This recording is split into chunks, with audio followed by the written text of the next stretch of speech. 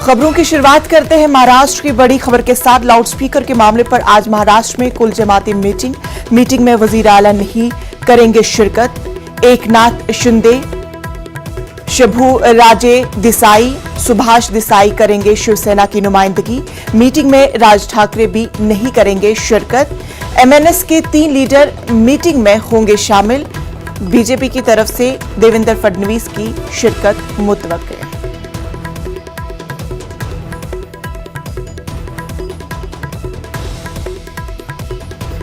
Loudspeaker के मामले पर आज महाराष्ट्र में कुल जमाती मीटिंग मुनक्किद की जा रही है। मीटिंग में वजीर आला शिरकत नहीं करेंगे। एकनाथ शिंदे, सुभाष देसाई करेंगे शिवसेना की नुमाइंदगी। मीटिंग में राज ठाकरे भी नहीं करेंगे शिरकत। एमएनएस के 3 लीडर मीटिंग में होंगे शामिल। बीजेपी की तरफ से देवेंद्र फडणवीस की शिरकत मुतवक्किल। यह खबर कुल जमाती मीटिंग के ताल्लुक से बताई जा रही है, जहां पर उद्धव ठाकरे इस मीटिंग में शिरकत नहीं करेंगे। कुल जमाती मीटिंग लाउडस्पीकर के ताल्लुक से की जा रही है, जहां महाराष्ट्र के सीएम इस मीटिंग में शिरकत नहीं करेंगे। हमारे साथ मुंबई से हमारे नुमाइंदे वसीम अंसारी हमारे साथ जुड़ चुके हैं। वसीम अंसारी, बेहद अहम मीटिंग को इस समझा जा रहा है, लेकिन इस मीटिंग में मुंबई के सीएम शिरकत नहीं करेंगे। जी ज़रूर, जिस तरह से देखा गया है कि ये जो मीटिंग है अपने आप में बहुत बड़ी मीटिंग मानी जा रही है, क्योंकि इस मीटिंग के बाद ही डिसाइड हो पाएगा कि लाउड स्पीकर को लेकर सरकार किस तरह की गाइडलाइन बनाती है। क्योंकि पिछले कुछ दिनों से हमने देखा है कि महाराष्ट्र की सड़कों पे इसके साफ तौर पे असर देखने को मिल रहे हैं। लोगों का विरोध साफ तौर पे दिखाई दे रहा है। राजनीति पूरी तरीके से छाई हुई थी, तो ऐसे वक्त में ये बैठक अपने आप में सबसे अहम बैठक मानी जा रही। ये बैठक होगी अजीत पवार की अध्यक्षता में। सीएम उद्धव ठाकरे इस बैठक में नहीं शामिल होंगे। अजीत पवार इस बैठक को संबोधित करेंगे। और साथ ही जिस तरह से शिवसेना की बात करें या फिर मंत्रियों की बात करें, तो एकनाथ शिंदे जो मंत्री भी हैं महाराष्ट्र के, और सुभाष देसाई भी मंत्री हैं, शंभूराज देसाई जो गृह राज्य मंत्री हैं, ये सारे वहाँ से शिरकत करेंगे। सबसे अहम था कि क्या इस बैठक में राज ठाकरे आएंगे, लेकिन उनकी पार्टी को न्योता जरूर दिया गया था। राज ठाकरे इस बैठक में नहीं शामिल होंगे। उनके नेताओं का कहना है कि कुछ प्रोग्राम डिसाइडेड है, कुछ मीटिंग है, इसलिए राज ठाकरे नहीं आ रहे। 3 जो नेता है, बाला गंगावकर, नितिन सरदेसाई और संदीप देशपांडे, ये इसमें शामिल होंगे। बैठक से पहले मनसे ने एक बैठक की है, आपस में मतभेद किस तरह से उसे खत्म किया जाए, कौन से मुद्दे हैं जो पकड़ के राज ठाकरे लगातार जो स्पीच देते हुए आ रहे हैं लाउड स्पीकर को लेकर, वो मुद्दे रखने से कहीं पीछे ना हटे, इसे लेकर बैठक की गई। और बैठकों में अब 11:30 बजे मीटिंग शुरू होगी, उस दौरान मनसे अपनी भूमिका रखेगी। कांग्रेस की तरफ से नाना पटोले और साथ ही समाजवादी पार्टी से अबू हासिम आजमी, एमआईएम की तरफ से इम्तियाज जलील और मुंबई के फैयाज खान को, इन सभी कई बड़े नेता हैं, कपिल पाटिल हैं, फिर वंचित बहुजन अघाड़ी, यानी कि सभी पार्टी के नेताओं को इसमें शिरकत करनी है और सभी अपनी अपनी भूमिका रखेंगे। मैं आपको बताना चाहूँगा कि कुछ दिन पहले जो मुंबई में एक बैठक हुई थी, उस बैठक को गृह मंत्री ने ली थी। उसमें सारे जो बड़े अधिकारी थे, डीजी थे, वो सारे मौजूद थे। और उससे 4 घंटा पहले डीजी ने राज्य के जितने भी कमिश्नर हैं उनके साथ वीडियो कॉन्फ्रेंसिंग करके मौजूदा जो स्थिति है उसके बारे में जानकारी ली थी। तो आज की ये जो बैठक है, इसमें कई तरह की आउटपुट्स मिलेंगे। उसके बाद सरकार क्या निर्णय लेगी, देखने वाली बातों की। लेकिन एक बात तय है, इस बैठक के बाद लाउड स्पीकर को लेकर एक क्या फैसला बनेगा, सरकार की तरफ से बनाया जाएगा, ये बैठक ही महाराष्ट्र की आगे की दशा और दिशा राजनीति को लेकर तय करने वाली है। जी वसीम, आपसे जानना चाहेंगे ये मीटिंग कितने बजे मुनक्किद की जा रही है? ये बैठक 11:30 बजे सह्याद्री गेस्ट हाउस में होगी। कुछ देर में यहाँ पे जो भी नुमाइंदे हैं अलग अलग पार्टी के, वो सारे यहाँ पहुँचेंगे और अजीत पवार की अध्यक्षता में होगी। गृह मंत्री दिलीप वलसे पाटिल मौजूद होंगे, सारे डेटा उनके पास है। और ये बैठक की शुरुआत से ही लोगों की नज़रें बनी हुई, क्योंकि जब से लाउड स्पीकर का मामला शुरू हुआ उसके बाद लगातार हनुमान चालीसा को लेकर विवाद शुरू हुआ। उसका असर मुंबई की सड़कों पर भी देखने मिले। नवनीत राणा, रवि राणा जैसे विधायक और सांसदों ने भी इसे लेकर आह्वान किया। तो कई तरह की राजनीतियों का स्तर हमें देखने को लगातार मिलते जा रहा है। और लाउड स्पीकर को लेकर कई मस्जिदों ने सरकार की जो गाइडलाइंस है उसे माना, क्योंकि कोर्ट के द्वारा जो नियम लागू किए गए हैं उसे पूरा भी किया। कई ऐसे मस्जिदें थी जिन्होंने अपने जो लाउड स्पीकर की वैल्यू वॉल्यूम है वो कम कर दिए थे। तो अब भी बहुत सारी चीज़ें देखने वाली बात हुई कि अब भी कई से लाउड स्पीकर को लेकर अनुमति सरकार मस्जिदों की तरफ से नहीं लिया गया है, तो उसे किस तरह से ईजी बनाना है और ये अपील करना है कि जो लाउड स्पीकर को लेकर परमिशन नहीं ले रहे वो परमिशन लिया जाए। कितने डेसिबल होना चाहिए सरकार की तरफ से ये भी नियंत्रण किया जाएगा, कि कोर्ट का एक आदेश है कि सुबह 6 बजे से लेकर रात के 10 बजे तक करीब 55 से 75 के डेसिबल होना चाहिए, सुबह तक के कितने, इन सब पे चर्चा की जाएगी, सभी का मत माना जाएगा। क्योंकि सरकार चाहती है कि जिस तरह से इस पर राजनीति छिड़ी हुई है किसी भी हाल में इस राजनीति को खत्म किया जाए, और इसी वजह से सभी दल के नेताओं का ओपिनियन लिया जाएगा। उसके अंदर सारे लोगों, इस बैठक के बाद हो सकता है देवेंद्र फडणवीस जो महाराष्ट्र के विरोधी पक्ष नेता भी हैं वो मीडिया से रूबरू होकर अपनी भूमिका रखें कि उन्होंने सरकार के सामने किस तरह से पहल की है, खास करके लाउड स्पीकर के मामले में। जी बिल्कुल वसीम अंसारी, इस मीटिंग को काफी ज्यादा अहम समझा जा रहा है। मुख्तलिफ लोग वहां पे बैठेंगे और मुख्तलिफ ओहदेदार वहां पे बैठेंगे और अपने जो तासुरात हैं वो देंगे। अब आने वाले वक्त में पता चल जाएगा कि क्या कुछ इस मीटिंग में, क्या कुछ मुस्बत पैगाम हम तक पहुंचेगा। तफसीलात के लिए बेहद शुक्रिया।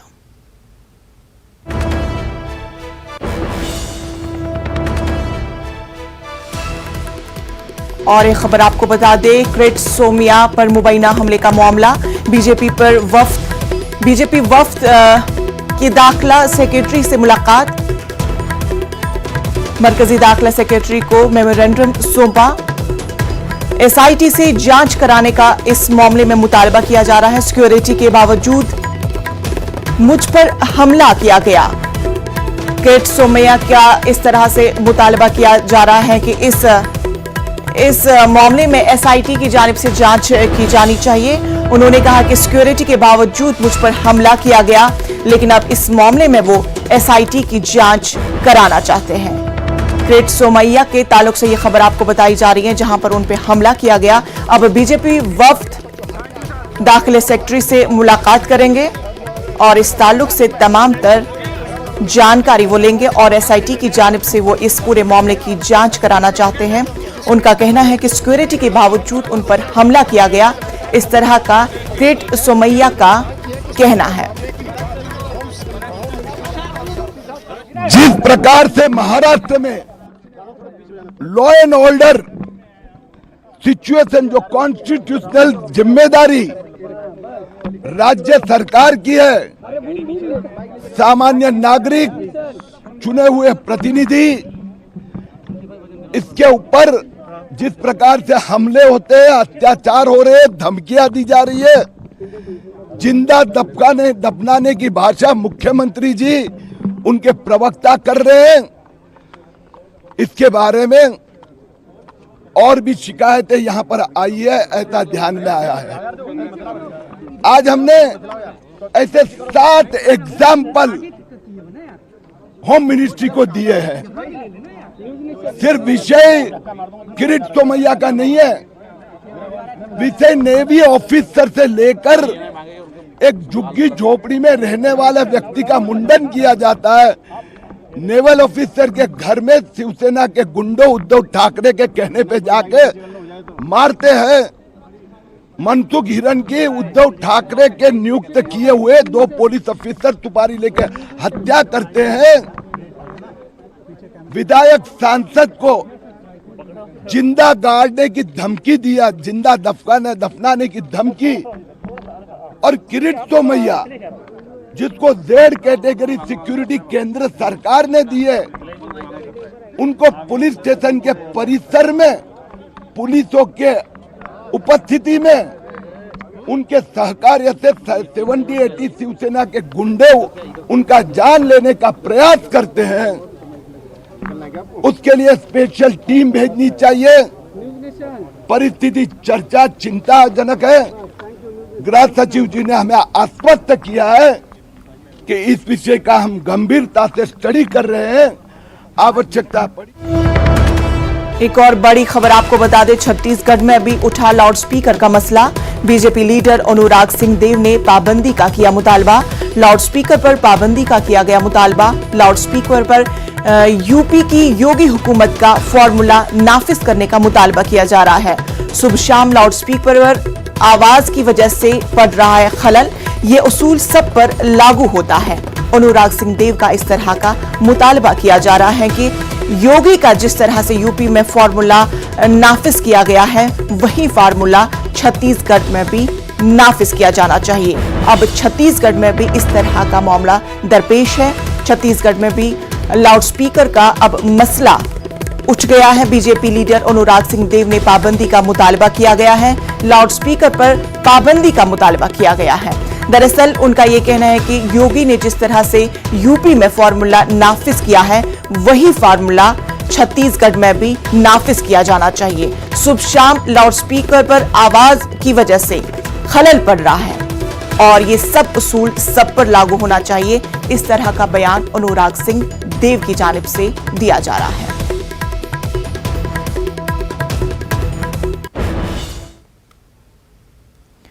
और एक खबर आपको बता दें कि यूरोपीय कमीशन की चीफ उर्सुला फॉन डर लेयन 2 रोजा दौरे पर नई दिल्ली में है।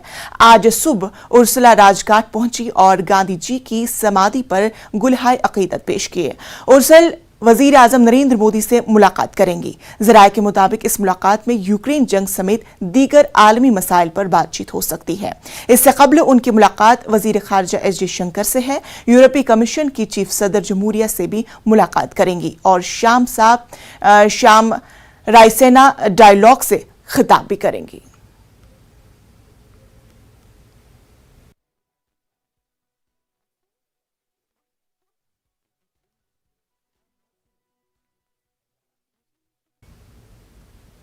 इसी के साथ वक्त हुआ छोटे से वक्फे का।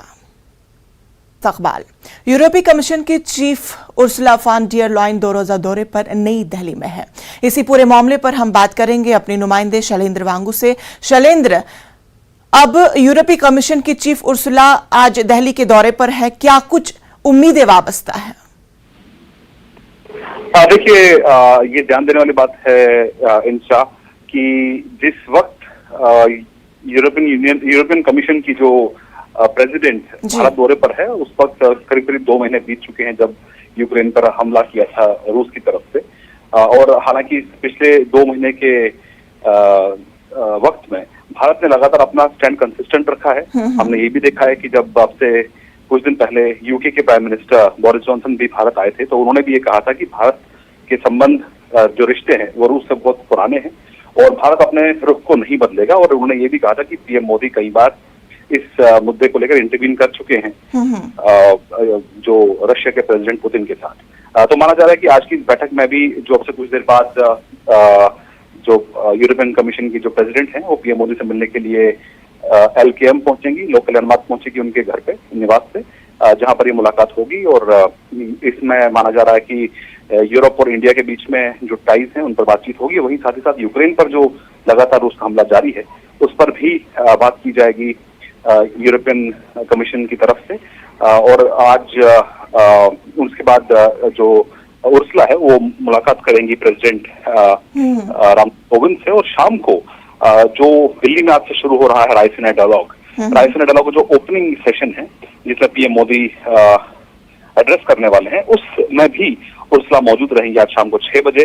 वो भी काफी महत्वपूर्ण है, काफी इम्पोर्टेंट है, क्योंकि ये उस वक्त हो रहा है जब, जैसे मैंने आपको बताया कि रूस का हमला लगातार जारी है। इसी बीच कई देशों के जो रिप्रेजेंटेटिव्स हैं, जो लीडर्स हैं, वो दिल्ली में है और वो शामिल होंगे रायसेना डायलॉग में। तो इस पर सबकी नजरें बनी हुई हैं। लेकिन वहीं अगर हम बात करें यूरोपियन यूनियन की और यूरोपियन कमीशन की, तो वो लगातार चाह रहे हैं कि भारत रूस के रुख को लेकर निंदा करे और रूस पर दबाव बनाए कि वो यूक्रेन पर जो हमला जारी रखा हुआ उसको बंद करे। हालांकि भारत लगातार कहता आ रहा है कि सीजफायर होना चाहिए, दोनों देशों को बातचीत के जरिए मसले को हल करना चाहिए। बिल्कुल, भारत का इस मामले में न्यूट्रल रोल रहा है। मामला इस तफसीलात के लिए बेहद शुक्रिया।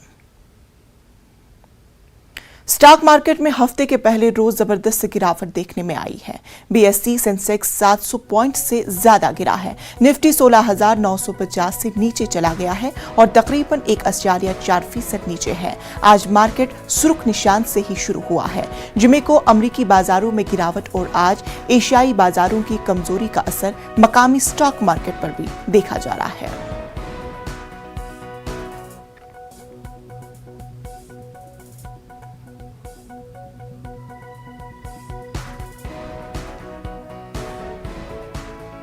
वज़ीर-ए-आज़म नरेंद्र मोदी आज रायसीना डायलॉग का इफ्तिताह करेंगे। इस तकरीब में दुनिया के 90 ममालिक के नुमाइंदे शिरकत करेंगे। इस फोरम के जरिए दुनिया भर के बड़े लीडर दुनिया को दरपेश मौजूदा चैलेंज पर तबादुले ख्याल करेंगे। यूक्रेन रूस जंग से लेकर क्रिप्टो करेंसी पर ख्यालात पेश किए जाएंगे। इस फोरम पर न सिर्फ बड़े ममालिक की हुकूमतें बल्कि अक़वाम मुत्तहिदा, आलमी बैंक, बैनुल अक़वामी मालियाती फंड जैसे इदारे भी नजर आते हैं। साल 2016 में शुरू होने वाला रायसीना डायलॉग गौर व फिक्र और बातचीत का एक अहम फोरम बन गया है। ये न सिर्फ हिंदुस्तान की सफारतकारी बल्कि आलमी सफारतकारी के माहिरीन, मुहक्किकीन और सियासतदानों को भी एक प्लेटफॉर्म पर लाने के लिए काम कर रहा है।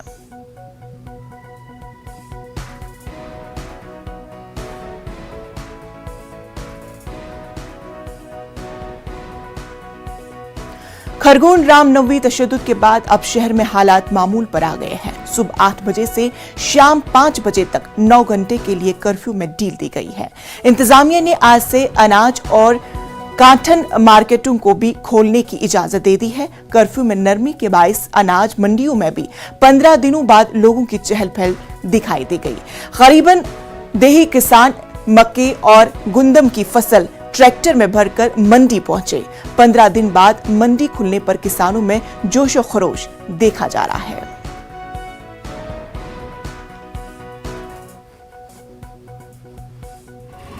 पंद्रह दिन बाद प्रशासन ने कर्फ्यू में एक बड़ी राहत दी है। अब अनाज मंडी और कपास मंडी दोनों को कर्फ्यू से मुक्त रखा गया है। जिस प्रकार से लगातार तीसरे दिन भी सुबह 8 बजे से 5 बजे तक की 9 घंटे की लगातार छूट दी जा रही है, ये एक बड़ी राहत है।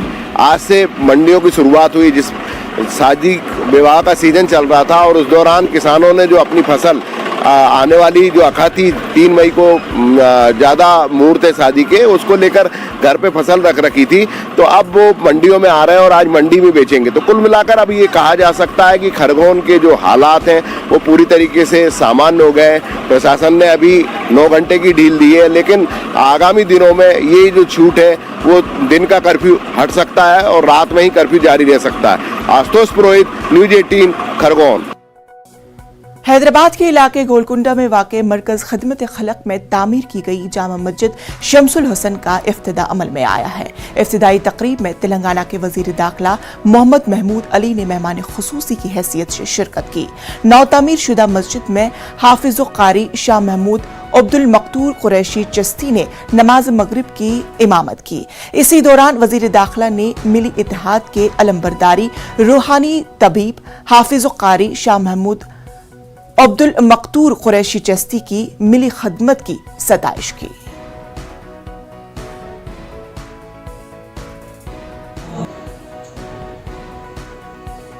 चिश्ती साहब ने बहुत ताउन किया, उनका भी शुक्रिया अदा करता हूँ। और मैं हाफिज़ साहब के पास जब भी आता हूँ तो मैं सुनकर बहुत खुश होता हूँ कि अगर कहीं गंगा जमुना तहजीब समझ में आती है तो हाफिज़ साहब किबला के पास है। और जो दर्द दिया जाता है उसका दर्द की कहीं मिसाल नहीं मिलती। मैं बहुत से उलमा से मिला हूँ, बहुत से लोगों के पास जाता हूँ। मैं जब हाफिज़ साहब किबला के पास आता हूँ तो मुझे बड़ा सुकून नज़र आता है, क्योंकि इनके दिल में सारे लोगों का दर्द भरा हुआ है। वो चाहते हैं कि सारी कौम के लोग हमारे साथ, चाहे मुसलमान, हिंदू, सिख, ईसाई, सारे के सारा खुशहाल ज़िंदगी गुजारे, अमन की ज़िंदगी गुजारे। और ये एक ऐसा खिदमत खल्क का बहुत बड़ा मैं समझता हूँ सेंटर है। मैं तो मेरी अल्लाह से यही दुआ है ऐसे सेंटर सारे हिंदुस्तान में होना चाहिए, जहाँ पर सारे लोगों के साथ एक साथ सलूक किया जाए और उन्हें अच्छी तालीम दी जाए। हाफिज़ साहब किबला एक बड़े नेक इंसान हैं और हमेशा इबादत करते हैं और लोगों को अच्छा दर्ज देते हैं। तो बहुत जगह जाता हूँ, लोग अपने अपने मज़हब की बात करते हैं और हाफिज़ साहब किबला सारे हिंदुस्तान में रहने वाला। खबरों में फिलहाल इतना ही, मुझे दीजिए इजाज़त। आदाब।